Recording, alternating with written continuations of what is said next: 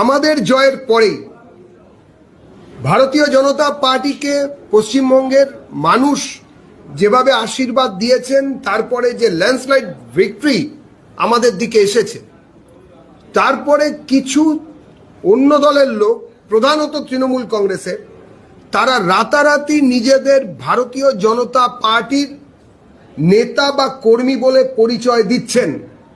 বিজেপিতে এই জিনিস হয় না। এই যে যারা স্বয়ং নিজে থেকে যারা বিজেপি বলে দাবি করছেন, স্বঘোষিত বিজেপি, তারা বিজেপি নন এবং এভাবে বিজেপিতে কেউ যুক্ত হতে পারেন না।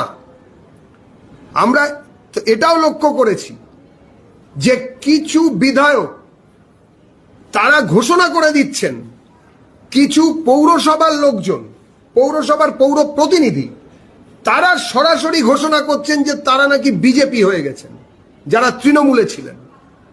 বিজেপিতে এইভাবে যোগদান করা যায় না এবং যারা বিভিন্ন সময় মানুষের বিরুদ্ধাচরণ করেছে, মানুষের ক্ষতি করেছে, মানুষের ওপর অত্যাচার করেছে তৃণমূলের জামা পরে, বিজেপি তাদের রাতারাতি বিজেপিতে বা পার্টিতে সামিল করতে আগ্রহী নয়। তাদের জন্য এবং ভারতীয় জনতা পার্টির পক্ষ থেকে পশ্চিমবঙ্গের মানুষের জন্য এটা একটি বার্তা।